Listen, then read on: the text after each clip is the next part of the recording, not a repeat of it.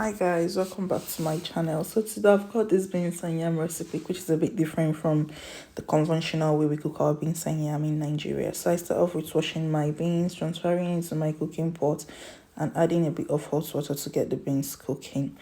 This method, I'm not going to be using palm oil, so come with me and see what I'm going to be replacing the palm oil with. I start off with cutting my yam and washing it, and then also cutting it into tiny bits because you don't want to have large chunks of yam in your beans. It's easier when it's cut into tiny bits. I also proceeded with cutting my onion and setting aside. I'm just using 2 balls of onion for this recipe today.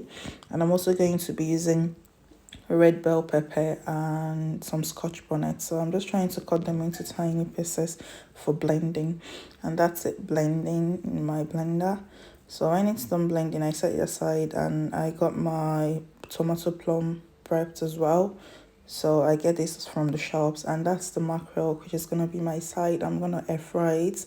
And now the beans is half done, and I've washed it, and that's the rest of the spice being prepped and set aside. So now I'm gonna go into the proper cooking. So I go in with my olive oil first and added my onion and fried for a few seconds because I don't like frying my onion for too long. So I'm also going to go in now with the blended pepper and the Scotch bonnet and let everything simmer for about 5 minutes before adding my tomato plum. So this tomato plum come in very handy. I usually use it for a whole lot of recipes. So that's me trying to turn everything together and get it to blend and cook. I let it cook for about 5 minutes before going in with the rest of the spice. I used curry, thyme, Knorr cubes, salt, and paprika.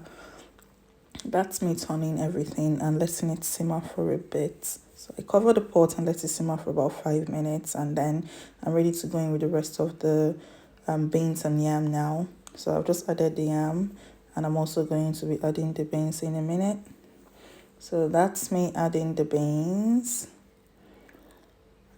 Yeah, and I'll turn everything and add a bit more water just to make sure that the beans and the yam are properly cooked. Oh my god, look at that.